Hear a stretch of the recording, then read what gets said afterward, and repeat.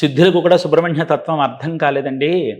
సుబ్రహ్మణ్య తత్వాన్ని తెలుసుకోవడం కోసం ఇన్ని చేస్తున్నా, ఇంత తపస్సు చేస్తున్నా, ఇన్ని యజ్ఞయాగాది క్రతువులు చేస్తున్నా, ఇంత అనుష్ఠానం చేస్తున్నా, మాకందని సుబ్రహ్మణ్య తత్వము మురుగా నాకు నువ్వు తప్ప వేరే గతి లేదయ్యా, నాకు నువ్వే ఆధారమయ్యా అన్నవాడికి దక్కుతోంది.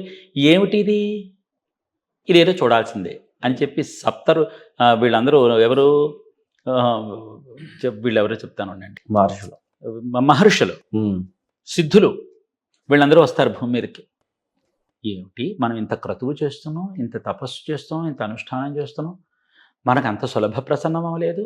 ఎవరో ఏమీ తెలియని వాడు మురుగా అంటే ఓడి పరిగెట్టు పెట్టుకుని వస్తున్నాడు. ఏమిటిది అని అడిగితే ఆయన యారు ఉళ్ళిరందు మురుగా ఎండ్రు కూపిడి వాంగడు అవరగట్టుకు నా ఓడి వరని.